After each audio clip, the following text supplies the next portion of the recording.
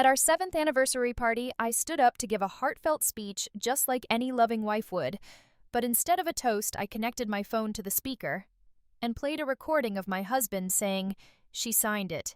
She can't do anything now." My mother-in-law's voice laughed in the background. That stupid girl made it too easy. Minutes later, the police walked in, and their perfect family shattered. If you think this is just another family drama, you're dead wrong. Hit subscribe now to catch more episodes full of shocking truths and untold betrayals. Under the warm, golden lights of the dining room, the table was laid out like something from a high-end lifestyle magazine. Crystal glasses sparkled silverware lined up in perfect symmetry, and in the center, a 3-tiered cake topped with golden lettering, "Happy 65th Doris." It was a picture-perfect evening. Monica moved between guests like a seasoned hostess, pouring wine, adjusting napkins, refreshing hors d'oeuvres trays. Every detail of the night had her fingerprints on it.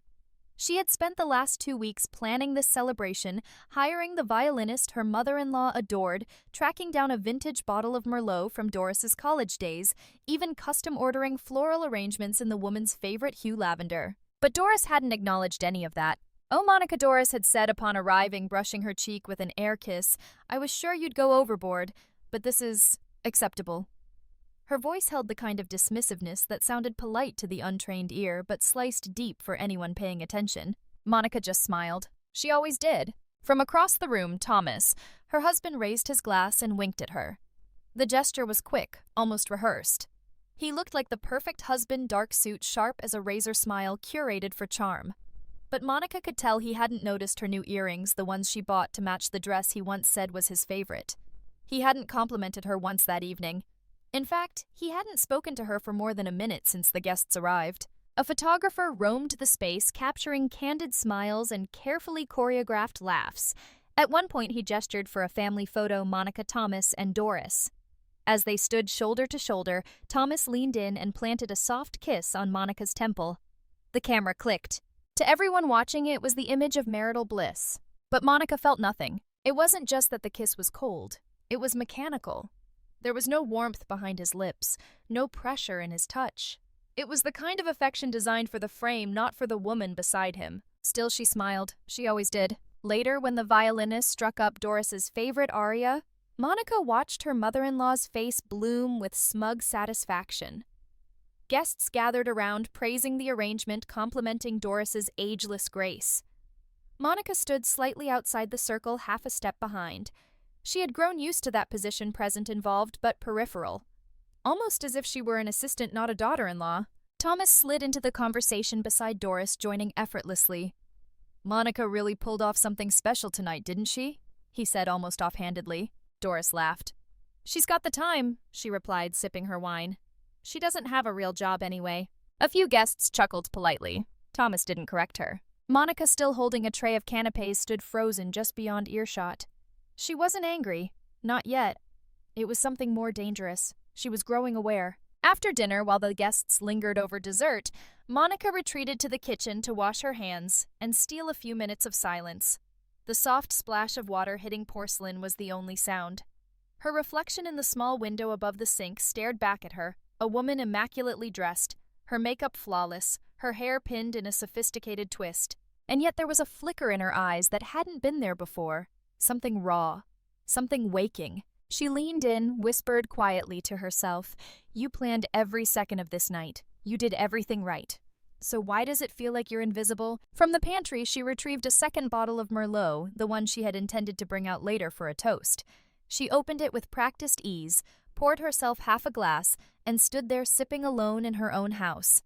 It struck her suddenly that she had done this many times before, hidden away from her own events, catching her breath in quiet places while the spotlight shone on others. Monica returned to the party just in time for the gift opening. Thomas presented Doris with a diamond bracelet. "From both of us," he said. Except it wasn't. Monica had seen the charge on their shared account. She'd paid for it, wrapped it, chosen the inscription, "To the woman who gave me everything." Doris beamed and kissed Thomas's cheek. She didn't even glance at Monica. Someone called for a toast. Glasses were raised. Monica clinked hers mechanically, the fizz of the champagne barely touching her tongue. All she could taste was bitterness. Later that night, after the guests had gone and the help was paid, Thomas collapsed onto the leather couch and loosened his tie. Well, he said that was a success. Monica was still cleaning up. She folded napkins, stacked plates, wiped lipstick stains from wine glasses. Thomas watched her for a second, then added, Mom seemed happy. You did good. Not you did well? Not thank you. Just a dismissive pat on the head, the kind you give to someone who fetches the right leash for your dog. She didn't answer. She placed the last wine glass into the dishwasher, turned it on, and turned to face him.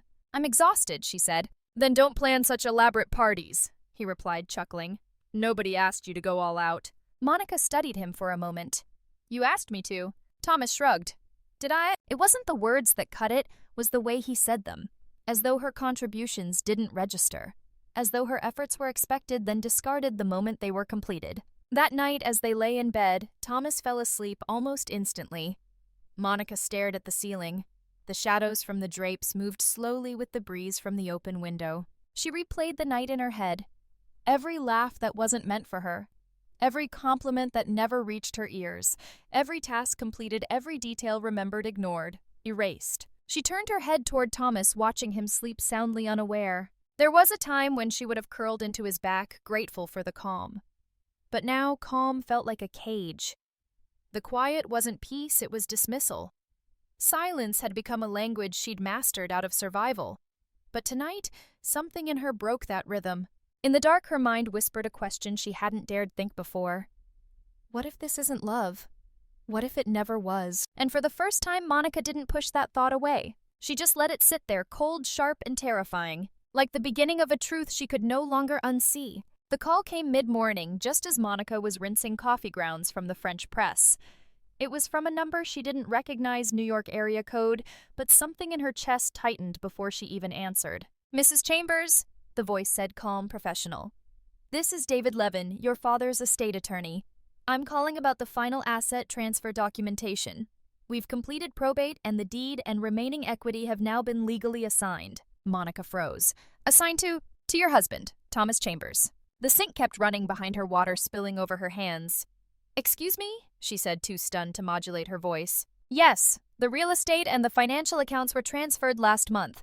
I'm confirming receipt since we haven't heard from you directly, but everything appears in order on our end. The transfer documents were notarized and filed with your signature attached. My what? Her voice was thin now, barely audible. There was a pause on the line. The signature. It's on the authorization form. I assumed you'd signed it. She backed away from the sink. The tile floor felt cold under her bare feet. I didn't sign anything. Not regarding that. Not ever.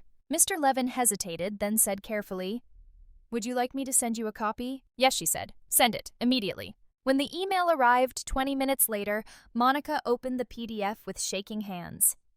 And there it was, the deed to her father's home, her childhood home, reassigned in full to Thomas Chambers. The second page bore a signature that looked like hers. The slant of the M was hers. The curving tail of the C. It was nearly perfect. But it wasn't her. She knew it the way she knew her own skin. Her first instinct was to run upstairs and confront Thomas, but something told her to stop. Not yet. Don't scream. Don't tip your hand. Instead, she closed the file, locked her laptop, and sat very still on the edge of the couch. How could this happen? She hadn't seen that lawyer since the funeral. And yet, here was proof, legal proof, that she'd given everything away. Her eyes drifted to the corner of the living room, to the mahogany box that held her father's ashes. He had died just 4 months ago. Cancer. Swift, vicious. He'd been sharp until the end, though cynical, observant, always 2 steps ahead of everyone. I don't trust your husband, he had said to her once when the morphine hadn't yet dulled his tongue. He talks like a man who thinks everyone else is beneath him. She had laughed it off at the time. Dad, he's just confident. No, he'd said flatly. He's strategic. At the time, she thought it was grief talking. Bitterness. But now that conversation clawed its way back with terrifying clarity. She closed her eyes and let her memory rewind. When had she ever signed anything remotely close to an asset transfer? Then it surfaced like a body breaking through ice. A memory, blurry, 2 weeks before her father died. Monica had been staying at the hospital overnight, barely sleeping, eating crackers and vending machine coffee. Doris had shown up one morning with fresh croissants and a calm, overly cheerful tone. You should get some rest, dear. You're stretched thin, she had said, laying a manicured hand on Monica's shoulder. Just sign this so Thomas can access some funds liquidity for the business. Nothing permanent, just a precaution in case anything happens. Monica had been exhausted, emotionally scraped raw. Her father's lungs were collapsing and her phone kept buzzing with Thomas asking about invoices. She'd barely looked at the papers. "You can trust me?" Doris had said with a motherly smile. "It's just temporary." And she had signed. Right there in the hallway outside the ICU, using a clipboard balanced on a rolling food cart. Not reading, not thinking, just trusting. She could still feel the pen in her hand. Her breath caught in her throat now. She'd handed them everything. And they had taken it. Strategic. Her father had used that word. And it fit. This wasn't an accident. This had been planned. She stared down at her phone, her thumb hovering over Thomas's contact photo. She didn't call him. Instead, she opened a new note on her phone and wrote one line, January 14th.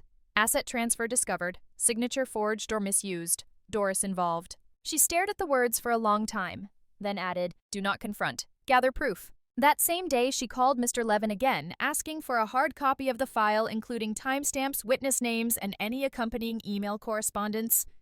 He agreed, though she could hear the unease in his voice now. "I'm not accusing anyone," Monica said, voice flat, "but something is wrong. And I need the full paper trail." When she hung up, the dam inside her broke. She didn't cry, but her hands shook and her knees felt like water.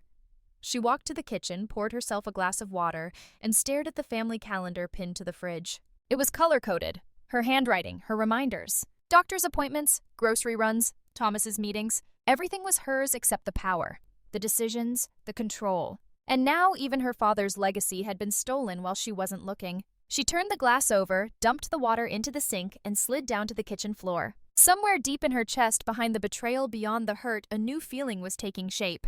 It was small. Sharp, unforgiving. It was rage. And Monica, who had spent 7 years silencing herself in favor of keeping the peace, felt for the first time in a long time that she didn't want peace anymore. She wanted the truth, and she wanted it loud. Monica didn't speak a word about the deed transfer for 3 days. Not to Thomas, not to Doris, not to anyone. She moved like a shadow through her own house, efficient, soft, unbothered on the surface. She made dinner, folded laundry, watered the succulents near the window. From the outside, nothing had changed. But inside, something had split clean down the center. The realization hadn't arrived with a scream. It had landed like a needle, precise, silent, and irreversible. And now that it was in her, it threaded everything together in a new, horrifying pattern.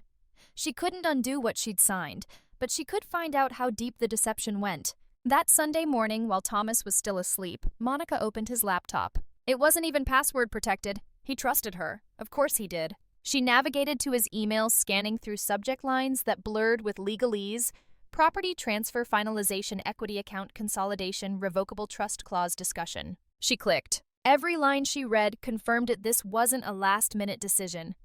This had been set in motion months ago. Emails dated 2 months before her father's death already discussed routing property and funds before any estate complications arise. And one thread between Thomas and someone named C. Galvin at lockwinterslaw.com referred to her directly. "She's distracted right now. This is the window." Distracted. That's what she had been to him. A window of opportunity. Monica shut the laptop, slowly, blood rushing in her ears. But again, she said nothing. Instead, she drove to a local electronics store and bought 3 small digital voice recorders. One for the study, one for the kitchen, one hidden behind the faux succulents in the living room. She read somewhere once that people lie best in comfortable places. Her home had always been designed for comfort. Let them lie. She positioned the devices, synced their timestamps, and tested them herself. At night, when Thomas went out to walk the dog, she'd hit record, leave the room, and return 5 minutes later to listen for clarity. Every sound came through, even the creak of the 3rd step on the staircase. Perfect! The next step was the office. Thomas kept a locked drawer in the study. He said it was for business receipts. She had never touched it. But that Monday afternoon, as he showered after tennis, she slid a thin metal nail file into the drawer seam and jimmied the lock until it popped open with a soft click. Inside, she found a manila folder labeled M. Chambers. Initials confirmed. She didn't touch it. Not yet. Instead, she pulled her phone from her back pocket and snapped a photo of every single page inside: contracts, scanned signatures, notary seals. There it was, her name everywhere, stamped on things she'd never seen before. One document stood out: a mutual asset protection agreement dated 4 days before her father's death.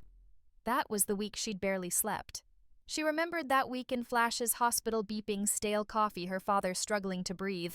And someone had used that week to steal from her. She put everything back exactly as she found it, closed the drawer, and slid the nail file back into her jeans. That night, Thomas came home with takeout from her favorite Thai place. It was his way of showing affection, delayed, transactional. He handed her the bag like a peace offering. "I figured you'd had a long week," he said, planting a kiss on her cheek without looking her in the eye. Monica smiled. "Thanks, babe." They ate while watching a rerun of some cooking competition show. Thomas critiqued the contestants like he had Michelin stars himself. She barely registered the screen. She kept glancing at the clock on the wall. At exactly 9:27 p.m., her recorder in the kitchen picked up a muffled conversation between Thomas and Doris, who had called on speakerphone. "Is she still suspicious?" Doris asked. "Not that I can tell," Thomas said. "She's just been quiet." "That's how you know. She's not stupid, Tommy. We didn't raise you to underestimate your wife." She signed the papers. "It's done. She can't unwind any of it." There was a pause. Then Thomas laughed. She signed. "That's all that matters. Now it's on her." She gave it away. The call ended shortly after. Monica didn't react. She waited until Thomas had gone to bed, until the house was still and silent, and then slipped downstairs in her robe, heart thudding. She retrieved the recorder from behind the succulent, inserted the tiny SD card into her laptop, and played it back. Every word, every syllable. She listened once, then again. By the third time, she wasn't even blinking. The moment Thomas said, she signed. That's all that matters. Something in Monica's body hardened, like cooling steel. She clicked pause, backed up 10 seconds, and played it again. Slower this time. She didn't cry. She didn't scream. Instead, she whispered, "Thank you," because now she had more than suspicion, more than memory. She had proof. And proof was something they couldn't erase. She opened a new digital folder on her desktop titled, "For Attorney," and began organizing everything: photos of documents, screenshots from email threads, audio files labeled by date and time. Each file was another stitch in the net she was casting. She didn't know yet how big this would get, how many lies would unravel when she started pulling. But she knew this: she would not confront him yet. Not until the trap was too tight to wriggle free. Monica closed her laptop, leaned back in the chair, and stared into the darkness of her kitchen. She had spent 7 years smiling through little dismissals, enduring passive aggression disguised as love. 7 years giving and giving her time, her body, her name, and now even her father's legacy had been stolen, like it was a purse left unattended. But no more. The game had begun. And this time she wasn't playing by their rules. It started with a teacup. A delicate porcelain, one white with a rim of cobalt blue that Monica always used when Doris came over. It was part of a set she inherited from her mother. She never drank from it herself. She kept it tucked behind glass in the dining cabinet, polished, preserved, respected. It was meant to be special. That morning, Doris held it carelessly by the handle, swirling her chamomile tea as if it were just another mug from Target. "You've been quiet lately," Doris said, eyes sharp over the rim. "Is something wrong?" Monica smiled. She'd gotten good at that. "No," she said softly, "just tired." Doris tilted her head, her voice softening. "Is it the business with your father's estate? I heard from Thomas that you're still processing things." Monica said nothing. Doris set the teacup down harder than necessary and folded her hands like a woman about to pray. "Listen, sweetheart. I know this transition hasn't been easy. Death never is. But the last thing your father would have wanted is for you to let money divide this family." There it was. That line. So polished, so strategic. Monica bit down on her tongue. Doris kept going, her tone gentle but gloved in guilt. "You've been so fortunate. Thomas adores you. We've done everything to make you feel like our own. And now this suspicion you're carrying. It's beneath you, Monica. It's not who you are." Monica blinked. Suspicion. Doris smiled, but it didn't reach her eyes. "Honey, you're smart. But feelings can twist facts. I've seen it before. A good woman lets her heart lead, not her ego. Don't let grief poison your judgment." The words slithered around the room like incense, sweet-sounding, suffocating. Monica reached for the teacup, but her fingers curled tight around the saucer instead. She didn't trust herself not to hurl it. Instead, she stood. "I'll get you more honey." In the kitchen, she gripped the counter and counted to 10. This wasn't a confrontation. It was manipulation disguised as maternal concern.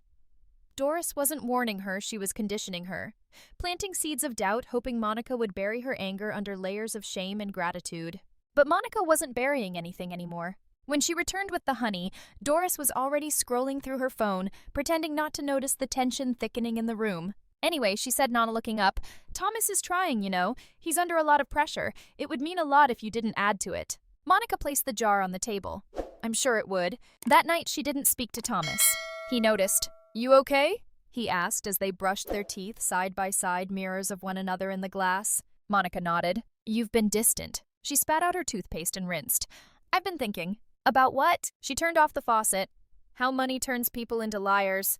There was a beat of silence. Then Thomas laughed softly. Jesus, Monica, what is this now? She faced him. Tell me the truth, Thomas. Did you know about the transfer? Did you plan it? His eyes narrowed, his smile twitching. Where's this coming from? I want to hear you say it. He paused too long. Then he sighed, brushing past her with practiced frustration. You're upset. I get it. But this paranoia, it's not healthy. You didn't answer. He didn't turn around. You're creating problems where there aren't any. You're looking for villains in your own family. She watched him go. Later, when the house fell quiet, she lay awake beside him, staring at the ceiling. There was no use screaming into a wall. She needed to speak to someone who remembered who she was before all this, someone who could help her make sense of the gaslight she was drowning in. So the next morning, she drove to a house she hadn't visited in years. The home belonged to her mother's sister, Aunt Lydia, a woman who'd been quietly edged out of family events after refusing to play nice with Doris. They hadn't spoken properly since Monica's wedding. Still, when the door opened, Lydia stood there in her robe hair, wild coffee in hand, and blinked like she'd been expecting her. Well, damn, Lydia said, setting her mug down. Took you long enough? Monica broke. In seconds, her voice cracked. Her shoulders sagged, and she walked straight into her aunt's arms like a girl walking back into safety. They sat in the kitchen, just the two of them, sunlight cutting through sheer curtains. Lydia poured them both coffee, black strong, and listened as Monica recounted everything: the deed, the forged signature, the recordings, the silence. She didn't interrupt. Not once. When Monica finally stopped, hands trembling around her mug, Lydia leaned back and blew out a slow breath. Jesus Christ, she muttered. Then after a pause, it's happening again. Monica looked up. What is? Lydia's eyes sharpened. Your mother. 30 years ago. Different man. Same pattern. Monica blinked. Wait, what? Lydia stood and crossed the room, opening a drawer Monica didn't recognize and pulling out a yellowed file folder. She tossed it on the table. Your mother signed away her half of the family company the year before you were born. Said she was helping your father temporarily, giving him leverage while he was being sued. Doris helped draft the paperwork. Hand-fed her all the lies. Monica's mouth went dry. She never got it back. Lydia continued. She tried. She fought. But no one believed her.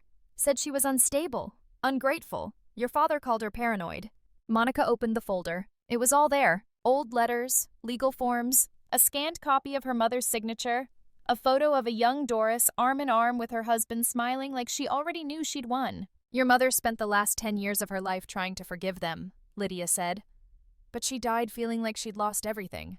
Because she trusted the wrong people with too much. Monica's vision blurred. She thought if she stayed quiet, they'd love her more, Lydia added softly. They never did. Monica reached for the folder again, hand trembling. This wasn't a fluke. This was a pattern, and she was living it all over again. Only this time she wasn't going to end it in silence. This time she was going to burn the whole thing down. The box was heavier than Monica expected. Not in weight, but in memory. Her Aunt Lydia pulled it from the top shelf of an old wardrobe, dust-covered, taped at the edges, the corners worn like paper-thin leather.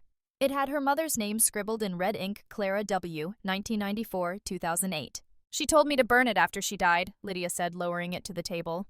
But I didn't. I had a feeling one day you'd need to see it. Monica hesitated before lifting the lid. Inside were pieces of a life her mother never spoke about. Letters, photographs, old legal documents, and a black velvet journal spine nearly torn in half. She reached for it first. The pages inside were a hurricane. Clara's handwriting, once so graceful, ran wild with emotion. She wants it all. Even him. Doris says she's protecting the company, but what she really wants is control. As Monica flipped through the pages, dates began to line up. Early 90s, the year her parents almost separated, the year Clara resigned from the board of the family business citing personal health concerns. But Clara had been perfectly healthy, until Doris got involved. Lydia lit a cigarette by the window. Your mom and Doris weren't always enemies. They started as friends. Both married into the business, both married ambitious men. But somewhere along the line, Doris decided she could run things better than anyone else. And when your mother didn't fall in line, well, the knives came out. Monica read a letter dated 1993. I walked into the boardroom, and every man in that room had already read the memo I hadn't seen. Doris had sent it without my approval, said I'd verbally agreed to step back. She smiled the entire meeting. My own husband didn't say a word. The words blurred for a moment.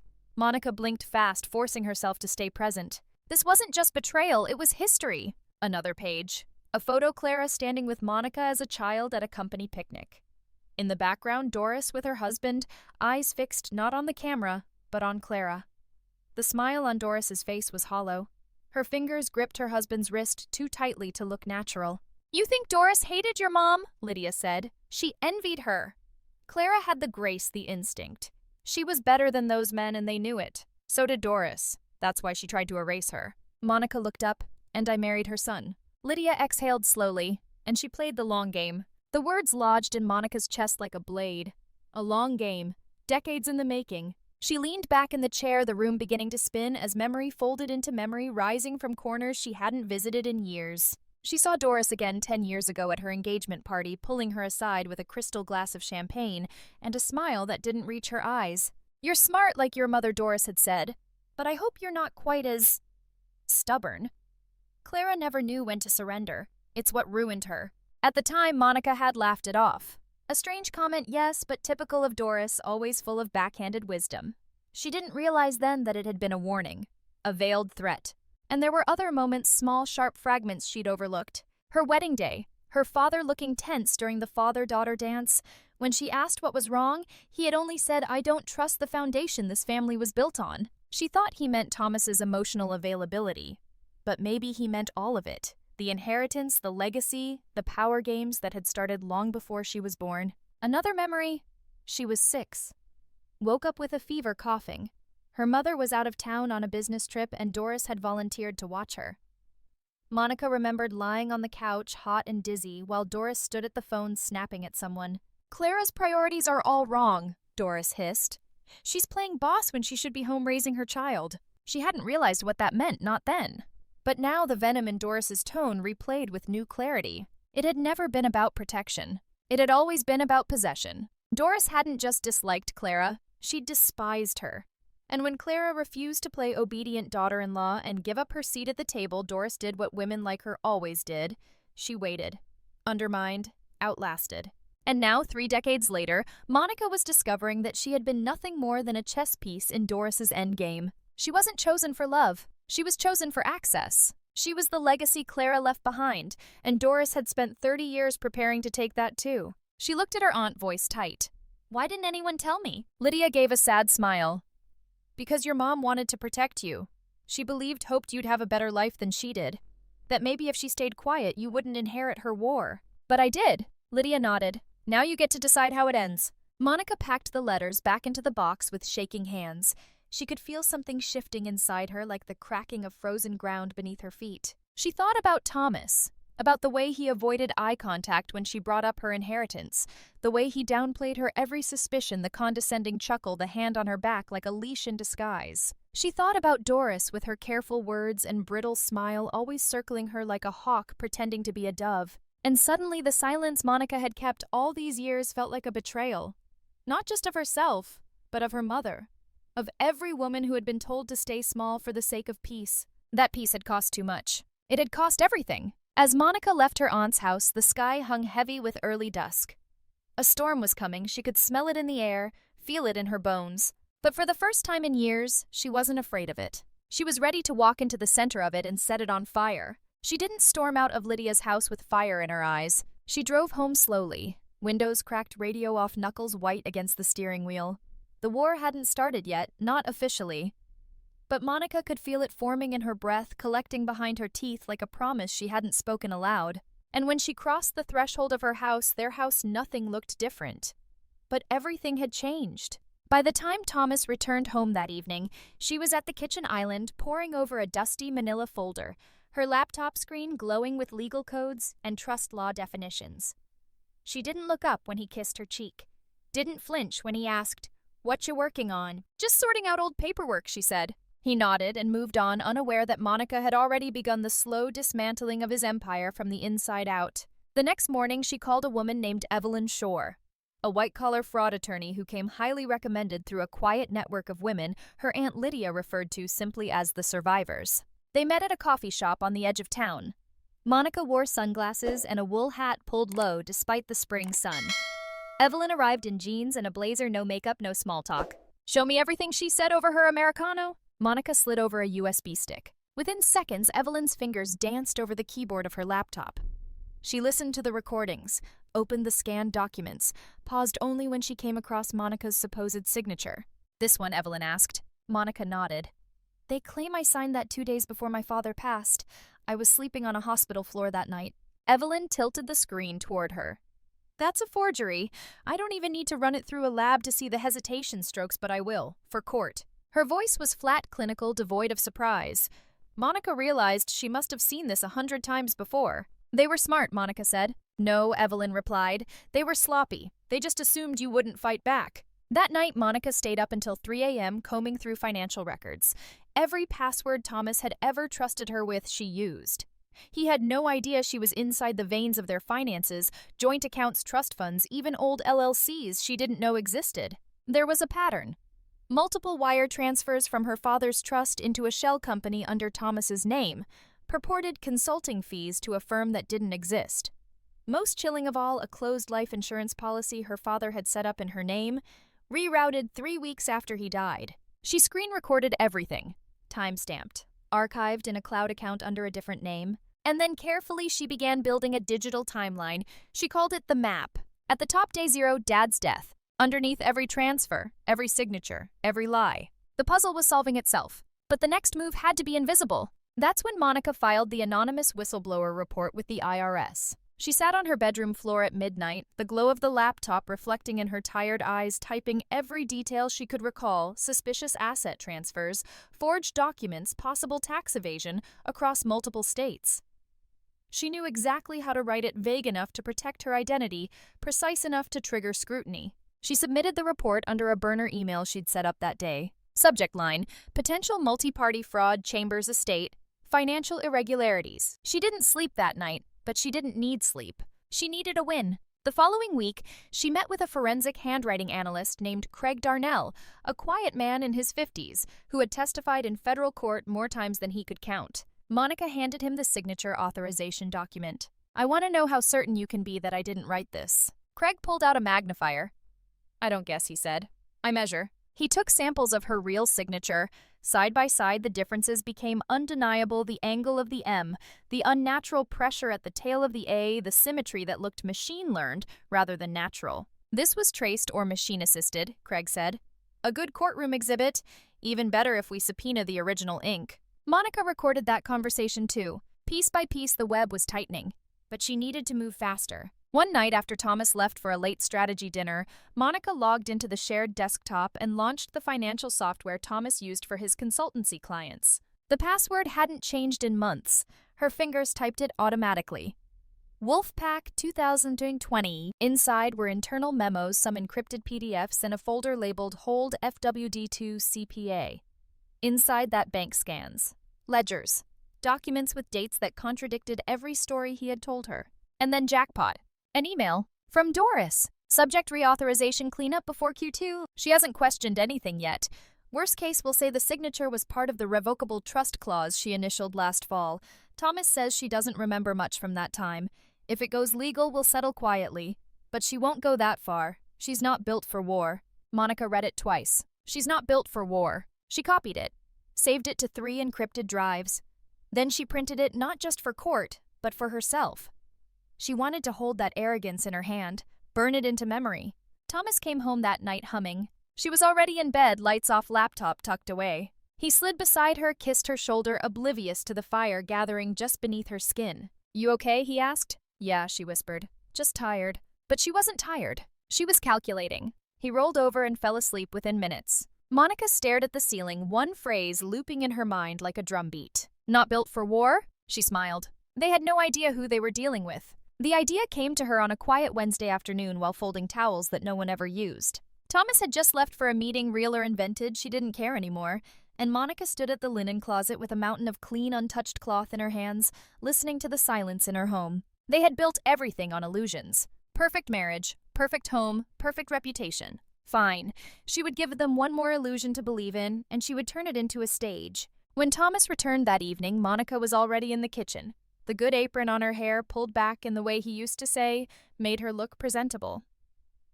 Chicken roasting in the oven, red wine on the counter, unopened 2 glasses already set. He stepped in, surprised. "What's the occasion?" She turned around with a smile so soft it nearly convinced herself. "I was thinking," she said, brushing flour off her hands, "we haven't celebrated our anniversary in years." Really celebrated. 7 years next month, it's something, isn't it? Thomas hesitated for just a breath, then came forward to kiss her cheek. "I thought you were still dealing with everything." "I was," she said, "but I'm tired of being angry. Tired of feeling like a stranger in my own marriage." She took his hand, looked him in the eye. "I want to move forward, with you." She could feel him searching her face for cracks for the sting beneath the sweetness. But she had practiced this smile. It was flawless. "I want to throw a party," she continued. "A real one. Classy, loud, press family everyone." Thomas blinked. The press. She laughed gently. "You're practically a public figure now, aren't you?" "Might as well remind people we're not just a brand, we're a story." He watched her for a moment longer, then nodded slowly. "Okay," he said, "let's do it." She wrapped her arms around him and pressed her head against his chest. She could feel the hum of his voice through his ribs and underneath it the steady rhythm of a man who believed he had already won. 2 days later, Monica began planning. Not the party, the trap. She hired a high-end event planner she trusted through her aunt's referral list. Someone discreet. Someone who knew how to stage a room to look like magic while hiding all the wires underneath. "I want a camera in every room," Monica said plainly. "Discreet, hidden, mic'd, live-streamed to me in real time." The planner, a woman named June, didn't even blink. "What kind of footage are we aiming for?" Natural Monica replied. "Conversations when people think no one's listening." Over the next week, Monica transformed their home. Or rather, she let professionals transform it, turning their backyard into a dreamscape of fairy lights and glass tenting flower arches and rented chandeliers.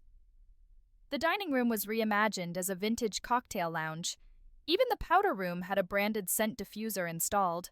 Everything glowed. Everything looked expensive. Everything looked true. And Thomas fell for it like a moth to a flame. He began inviting colleagues, old business school friends, socialites who pretended not to know about the rumors that were quietly growing around his name. Doris came by twice that week, inspecting the tablecloths like a queen at war. "You're doing this beautifully, dear," she said, peering into the wine fridge. "I was worried you'd become fragile, but I suppose even grief can be managed with enough distraction." Monica laughed not too loud. "I've been doing some thinking. Maybe I've been too sensitive." Doris raised an eyebrow. That would be a first. Monica held her smile, counted to 5. "You'll make a speech that night, won't you?" Monica asked, careful to keep the tone deferential. Doris lit up. "Oh, of course. A few words. For family." Monica nodded, filed that away. "Perfect." By the end of the week, the house had been wired. Small cameras embedded into the corners of mirrors inside the bases of lamps, tucked beneath floral arrangements and faux vintage clocks. All of it synced to a private cloud Monica could access from anywhere, anytime. She tested the system obsessively from her car from a cafe, even while Thomas was in the next room. Every whisper Doris made while she thought Monica was out of earshot, every snide phone call Thomas made about sponsorships and optics, every low chuckle between them, about how well Monica was taking it, all of it was hers now. She logged the files by date and tone, conspiratorial, dismissive, mocking, cautious. The night before the event, Monica found herself sitting at the vanity in their bedroom trying on earrings. The dress, a deep forest green, hung on the door still in its garment bag. On the vanity lay a small box, black and velvet, not from any designer. Inside was a USB stick. She wouldn't use it until the moment was right. Thomas came in behind her, watched her in the mirror. "You look incredible already," he murmured, wrapping his arms around her waist. She tilted her head against his. "I want us to shine tomorrow. Let's remind them who we are." "You really mean that?" he asked. "I do," she said. "I'm done holding on to ghosts." The truth was, she wasn't holding on. She was setting them free. That night, she listened one more time to the audio file from 2 weeks earlier, Doris's voice saying coldly, "She won't go that far. She's not built for war." She uploaded it to the USB. The party wasn't just celebration. It was theater. It was the opening act. And the curtain was about to rise. The gift box was wrapped in dove gray paper tied with a silk ribbon Monica had ironed herself. It sat like a monument on the edge of the dining table, pristine, elegant, harmless. But inside, beneath the ivory tissue paper and the leather-bound anniversary journal, Monica had placed something far more potent, a decoy. A contract. Drafted by Evelyn, printed on aged paper, signed with Monica's forged signature, and embedded with just enough ambiguity to ignite greed. The title was simple: Revocable Spousal Trust Addendum, Clause C2.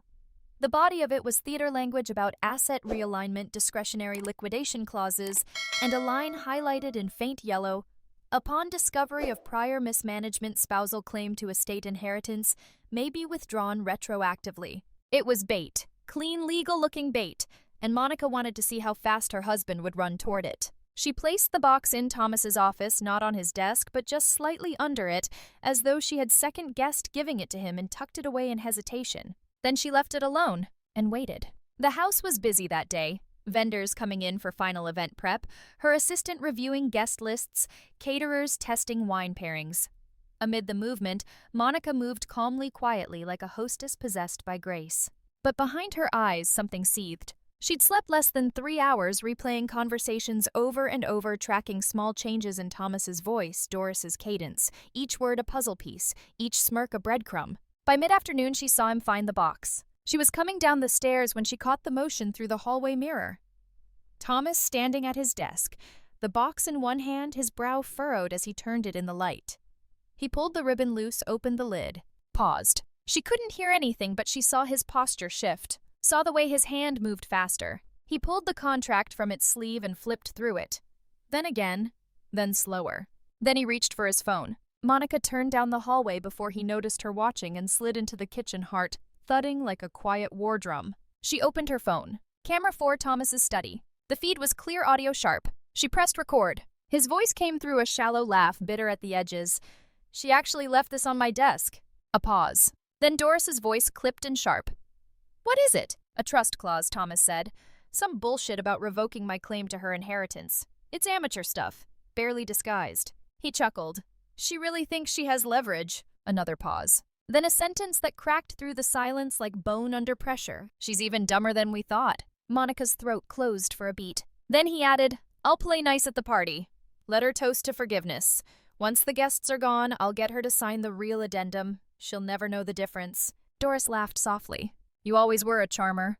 And then static. A glitch. One frame skipped. Thomas was pacing now. She's dangerous when she gets quiet, Doris said. Make sure she believes you. She does, he said. She's planning this whole thing like a second honeymoon. She actually smiled at me this morning. Well, Doris said with syrup, smile back and kiss her goodnight. I intend to. He ended the call, tossed the decoy contract into the bottom drawer, slammed it shut. Monica paused the feed. Her hands were steady now, not from numbness, from clarity. She had her confirmation. They weren't guessing. They weren't desperate. They were confident. Because they believed she was incapable of thinking 10 steps ahead. Because they believed the only power she held was decorum and grief. Because they had underestimated the quiet. She walked into her bathroom, closed the door, and looked at herself in the mirror. No tears came. There was nothing left to mourn. The woman staring back at her was no longer asking why. She was building when. That night, Monica acted as if nothing had changed. She helped the florist adjust the centerpiece proportions. She approved the tent lighting for optimal golden hour glow. She even joked with the caterer about gluten-free options for Doris's sensitive stomach. And when Thomas walked into the room and kissed her shoulder, she turned and kissed him on the mouth. Almost showtime, she whispered. He smiled. Can't wait. In the reflection of the glass panel behind him, Monica watched his hand slide into the back pocket of his trousers, where he'd tucked the decoy contract. He still thought it was real. Still thought he had time. She slipped her hand into his, leaned her head on his shoulder. Let's make it a night they'll never forget, she said, and meant every word. The house glittered. Golden lights shimmered from above, woven into trees, chandeliers, and the tent canopy that covered the backyard. Soft jazz flowed from the hired trio in the corner, blending with clinking glasses and the warm hum of conversation. Servers in black carried champagne flutes on silver trays. Laughter echoed off glass and marble. To anyone watching it was perfect. Thomas and Monica, the polished power couple, stood near the fountain, greeting guests with smiles that belonged in a magazine spread. He in a tailored navy tux. She in emerald satin that caught the light like a blade. Her makeup was flawless, her posture soft. No tremble, no edge. Inside, Monica's heart beat like a drum behind silk. The trap was set. Every camera was live. The cloud upload ran smoothly. Her Bluetooth connection had been tested twice. The audio file was ready. She just needed to wait. And smile. By 8:15, the backyard was full. Faces she hadn't seen in years. College friends, old clients, media darlings, mingled like they had a right to be there. She noticed who hugged her too tightly, who avoided her eyes, who already knew the rumors but hadn't dared ask.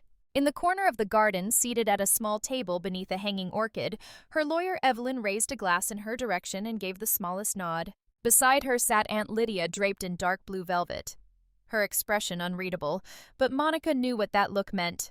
Hold your line. And then, like clockwork, Doris emerged. Draped in pearls, voice like velvet, she floated to the center of the room as if the spotlight had been custom built for her. She tapped her glass with a silver dessert fork. "Oh, come now," she said, laughing gently. "Let's not pretend I'm not the only one brave enough to say something sentimental before dessert." Soft chuckles rippled across the crowd. Monica took a step back into the shadows. Doris launched into her speech. 7 years, she began, eyes misty. 7 years of watching these two grow, learn love, build a life most people can only dream of. She glanced toward Thomas, who smiled, hand already on Monica's lower back. And Monica Doris continued, her voice trembling, "Just the right amount. You came into this family with grace and patience. You made my son a better man. I'm not just proud of you, I'm thankful for you. And I know, Clara, your mother would be proud of the woman you've become." Monica felt the twist deep in her stomach. That name, that weapon, used like a benediction. As if Clara's legacy hadn't been gutted by the very woman who stood there now, bathed in applause. People wiped their eyes. Doris stepped back, dabbed the corner of her eye, and kissed Monica on the cheek. It took every ounce of Monica's training not to recoil. She turned to the crowd, took the mic, paused, smiled. "Thank you," she said, her voice soft but steady. "I wasn't going to speak tonight, but Doris inspired me." She heard laughter, light, indulgent ripple again. Thomas stepped forward like he might join her, but she raised a hand, gently stopping him mid-motion. "I just want to say one thing," she said. She reached into her clutch and pulled out her phone. "Actually, I want someone else to say it for me." She tapped the Bluetooth button. A tiny tone echoed from the discreet speaker mounted behind the floral arch. The garden quieted. The audio began. She signed. "That's all that matters. She can't do anything now." Thomas froze. "Worst case, we'll settle. But she won't go that far. She's not built for war." The voice was unmistakable. "Doris." Gasps. Some hands went to mouths, others to wine glasses, which suddenly trembled. Thomas turned toward the speaker, face blank. Then the second voice, his. "She actually left this on my desk. Some bullshit trust clause. I'll let her toast to forgiveness and then slide her the real contract. She won't know the difference." Then a laugh. "She's even dumber than we thought." Silence. Monica let the recording play one more damning line before stopping it. Her voice cut through the still air like a knife. "Turns out," she said, meeting Thomas's eyes, "I do know the difference." Whispers exploded through the crowd. Evelyn rose from her seat, lifting a sleek black briefcase. "Everyone here is a witness," she said calmly, addressing the stunned faces. "This recording, along with over 30 hours of corroborating evidence, has been submitted to the state attorney's office, as well as the IRS Fraud Investigation Unit." Thomas opened his mouth, but no sound came. Monica stepped down from the platform. "To those who genuinely came here to celebrate with us tonight," she said, looking around, "I apologize for the interruption." She turned back to Thomas one last time. "To those who came to perform," she added, "the curtain has just closed." She walked past him without another glance. The lights were still golden. The music had stopped, but the war was over. For a heartbeat, no one breathed. Then the Bluetooth tone chirped again. Monica tapped her screen. The second recording began to play. This time there was no confusion, no polite gasps, no misunderstanding. "We move everything into the shell account under his name. Once the trust is transferred, we convert the title quietly." Doris's voice, firm, calculated, flowed over the speakers like venom. "If she asks, tell her it's temporary. Say it's for tax protection. Say it's for her safety if you have to." Louder this time, clearer. "She's still grieving her father. Use it. She's fragile, predictable. Just don't let her read the fine print." Whispers spread like static in the crowd. Thomas stood motionless. The audio shifted. Another day, another conversation. This time, Monica's own voice was faint in the background, muffled by a closed door. "Then, Thomas, she'll sign anything if you hand it to her while she's crying. Hell, she thinks I'm helping her save the business." And then Evelyn's ace. The click of a PDF opening. A mechanical scan beep. Then Doris again. "This is the version with her fake signature, right? The one you traced?" "Yeah," Thomas replied. "It matches her driver's license from 2 years ago. She won't notice." She doesn't deserve any of it anyway. You built this life. That money was wasted on her father. She's just lucky she married up. The crowd exploded. Gasps. Voices rising, falling. A woman dropped her wine glass. A man shouted, "What the hell is this?" Phones were lifted. Some began recording. Others were already live streaming. Monica stood still, in the center of it all, head high. Then Evelyn stepped forward, holding up a folder of glossy full-color exhibits. "Ladies and gentlemen," she said, calm and firm, "these are digital overlays of the forged signature on the estate transfer documents." Here she pointed to the projection screen Monica had arranged with the AV team is the handwriting analysis with 6 points of incongruity. And here she clicked again is a time-stamped internal email from Thomas to a financial advisor. Subject line, expedite before probate closes. Another click. The screen changed. A scan of the forged document appeared. Then a magnified detail. A perfect curve, too perfect. No human hand makes that curve naturally, Evelyn explained. That's from a tracing tool, likely digital. People started muttering again. A few guests slowly backed away from Thomas. And then the final nail. Monica pressed play on one last clip. Just one sentence. Doris crystal clear. Con bé này không đáng được thừa kế. Gasps turned into growls. A wave of heat swept across the crowd. Disbelief. Disgust. Some clutched their pearls. Others whispered, "Call the police." One elderly guest stepped aside and muttered, "I knew Doris was cold, but not this."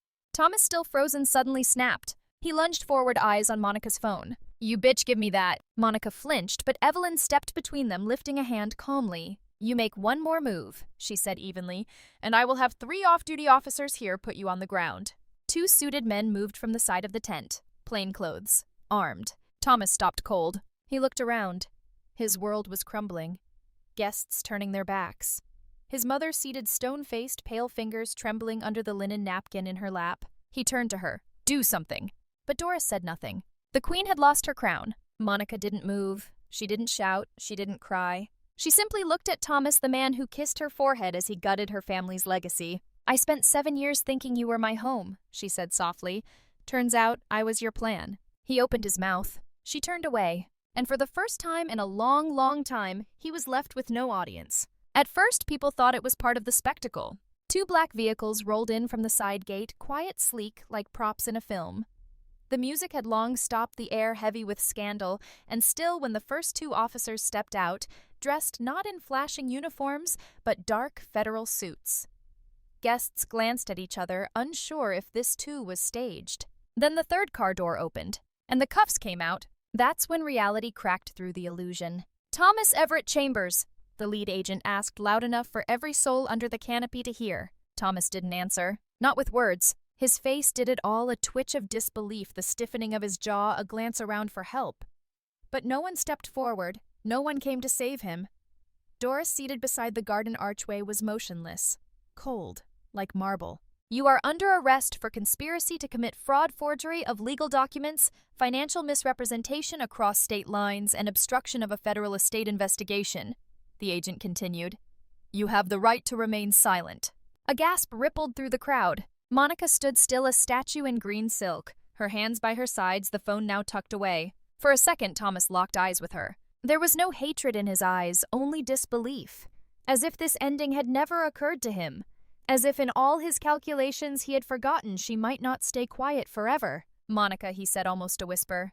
2 agents stepped in. Hands twisted behind his back, metal clicked shut. That sound, that simple, brutal click, echoed louder than the jazz band ever had. "You set me up," he said, teeth clenched. "No," she replied softly. "You wrote the script, I just hit play." The officers guided him away. Cameras, the real ones, now lifted from guests' hands. Someone live-streamed. Another whispered into their phone.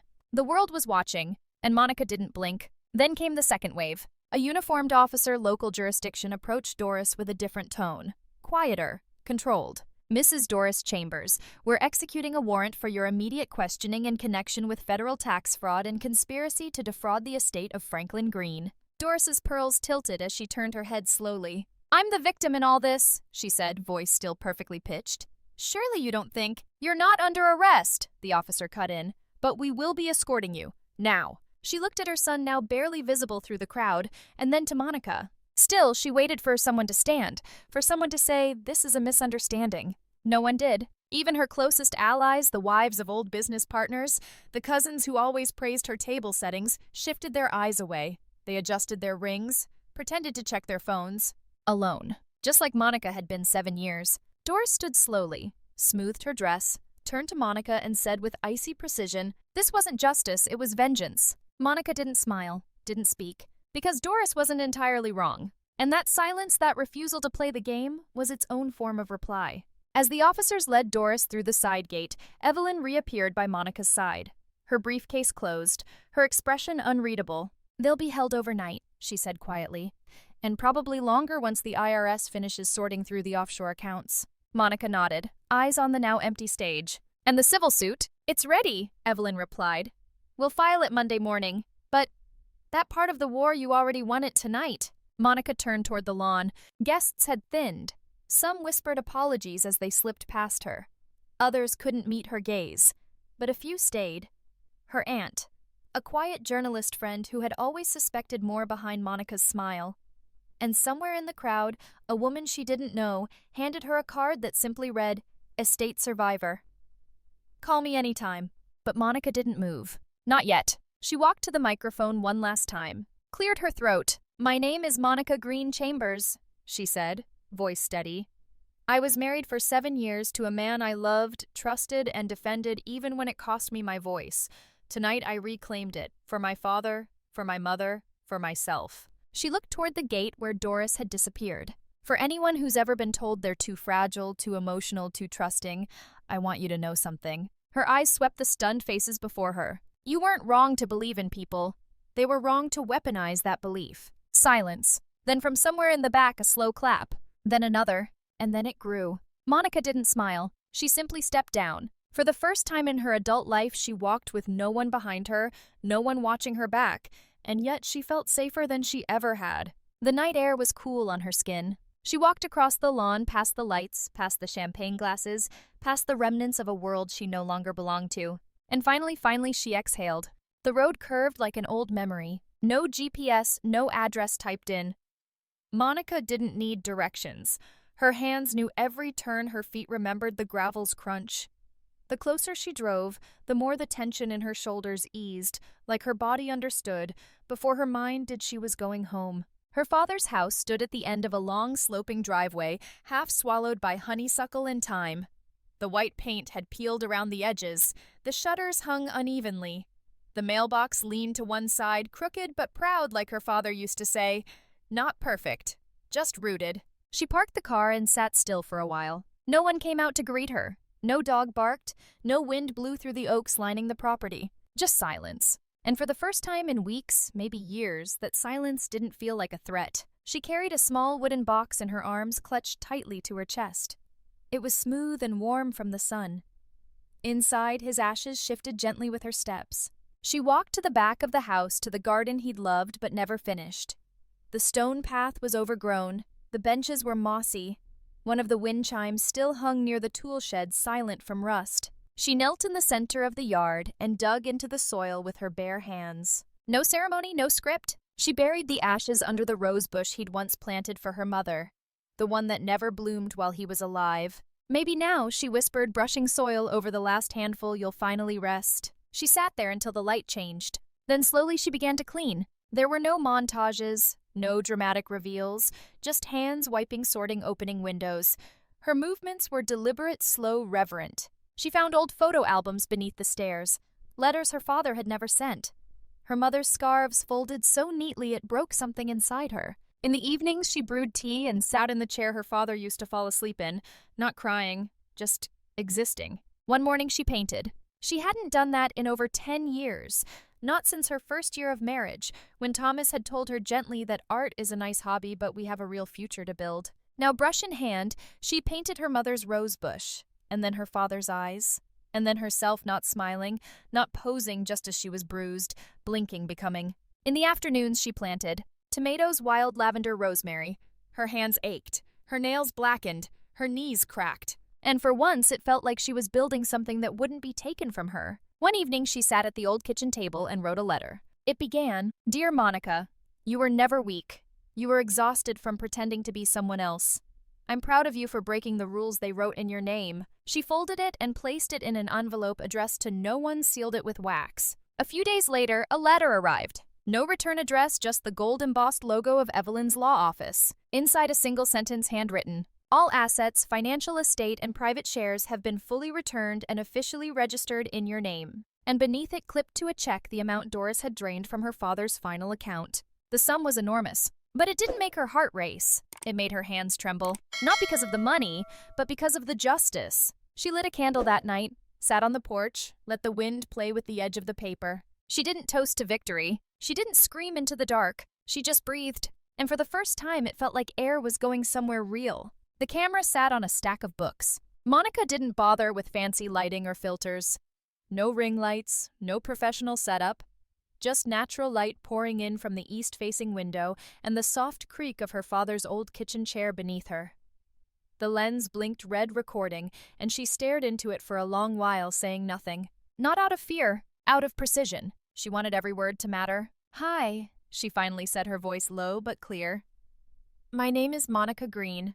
For 7 years, I lived in a house where I believed I was loved." She paused. Let that hang. "And for most of those years, I confused manipulation for devotion." Her hands were folded in her lap. No script, no cue cards, only the raw, unfinished truth. "I'm not telling this story because I want sympathy," she continued. "I'm telling it because silence almost killed me, not physically, but piece by piece. My father died thinking I was safe. My mother died long before him, worn down by the same family I trusted." She took a breath. "I was tricked into signing over my inheritance. Lied to, recorded behind my back, laughed at in conversations I wasn't supposed to hear. And when I found out, really found out, I stayed quiet. I told myself I needed more proof. That timing mattered. That if I played it smart, I could reclaim what was mine without burning the world down." She blinked slowly. "The truth is, I was terrified. Not of losing the money, but of proving to myself that they never loved me to begin with." Her voice cracked just slightly. She didn't hide it. "Women are taught that being gracious is more important than being honest. That keeping the peace is noble. That if we forgive fast enough, we won't have to feel how deep the cut went." She leaned forward, her elbows on the table now. "I forgave things I didn't even understand yet. I smiled while they dismantled my name, and when I finally spoke, not screamed, not begged, just spoke, the truth was louder than I ever expected." She reached off camera and held up a manila envelope. "In this folder is every legal document that now proves my ownership of what they tried to steal. But that's not the win. This is." She touched her chest. This voice, this peace, this space where I no longer apologize for being clear or furious or right." She sat back. "I'm not special. I'm not brave in a way you aren't. I just reached a point where the cost of silence became higher than the price of starting over." She let that linger, then ended with a whisper. "If this is happening to you, if something inside you is screaming that the love you're in feels more like erasure, you're not imagining it. You're not weak, and you're not alone." She reached forward, ended the recording. That night she hesitated before hitting post, but only for a second. She uploaded the video under her own name. No aliases, no editing, no dramatic music. She didn't expect it to go far. Maybe a few hundred views. Maybe someone would share it with a friend. Maybe it would be buried by morning under cat videos and wedding montages. But by dawn, her phone buzzed with a rhythm she hadn't heard before. Ping, ping, ping. By noon, the video had 68,000 views. By dinner, 500,000. And the comments, they came in waves. "This is my story, word for word. I've never heard someone describe what I couldn't name. How did you survive? Thank you. Thank you. Thank you." Her inbox flooded, not with pity, but with recognition. Teachers, mothers, CEOs, women with PhDs, and women who had never finished high school. One message simply read, "You made me believe I could leave." She scrolled for hours, tears streaking down her face, not from sadness, but from the magnitude of all the unheard women who had just found their voice through hers. She wasn't alone anymore, and she would never be silent again. The name came to her in a dream. Her truth. 2 words. Plain, direct, uncompromising. Not the truth. Not justice for her. Just her truth. Because every woman Monica had heard from in the past month had one distinct, buried, often gaslit into silence, and none of them sounded the same. But they all carried the same wound someone else had tried to rewrite their story. She registered the foundation on a cold Monday morning. No PR firm, no media blitz. Just a form submitted at the clerk's office filed under nonprofit legal aid and advocacy for women experiencing postmarital financial exploitation. 2 weeks later, she was renting office space above a modest bakery in the Arts District, exposed brick secondhand furniture, the faint smell of almond croissants wafting through the walls. She painted the name on the glass herself, Her Truth Foundation. It began with 3 folding chairs, a whiteboard, and a hot water kettle. And the first email, subject line, "Can someone help me?" The woman's name was Dana, recently divorced, 42.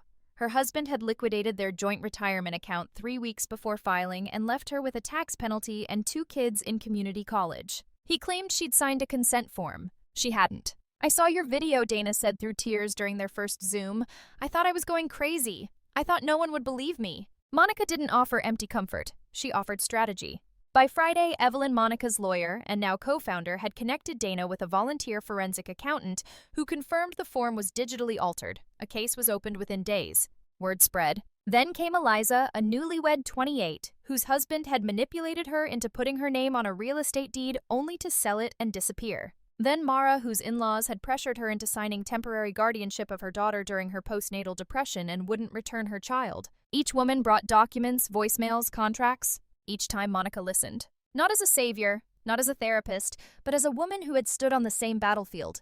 She hosted the first Her Truth workshop in a rented library conference room.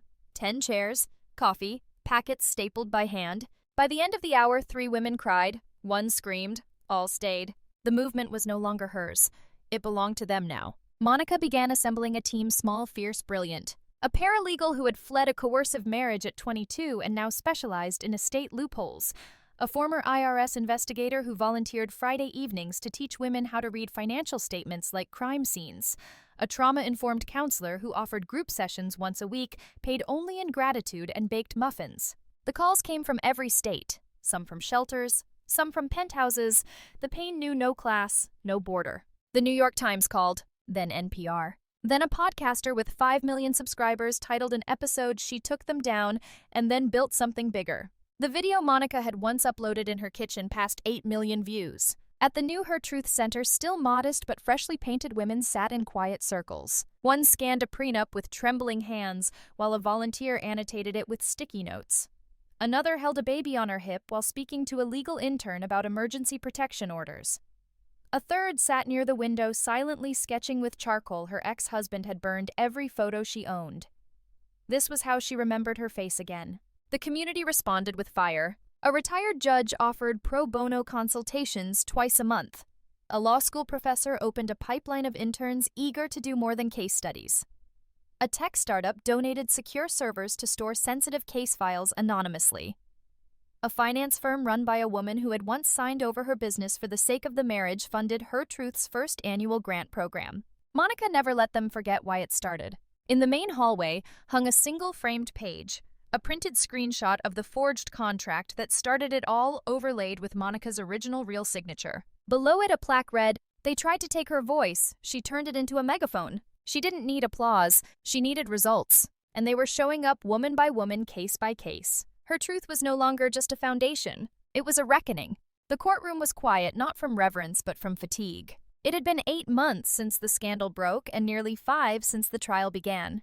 Every day, reporters lined the sidewalk outside the courthouse, murmuring names like the Chambers fraud, the Green Estate heist, and the fall of the perfect family. Inside, the air was cold. Thomas sat at the defense table in a pressed navy suit, thinner than he'd ever been, jaw-clenched, hands folded, no wedding ring. Beside him, his new lawyer fidgeted with papers that couldn't save him.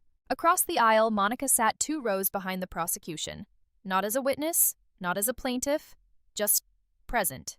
Still, resolute. The judge looked over the rim of his glasses. On the charges of felony forgery, conspiracy to defraud an estate, obstruction of financial investigation, and use of falsified documents to obtain property, he said, his voice even, "This court finds the defendant, Thomas Everett Chambers, guilty on all counts." A collective exhale rippled through the room. The gavel came down. Sentenced to 5 years in state custody with eligibility for parole after 3 contingent upon full restitution and participation in mandated financial ethics rehabilitation.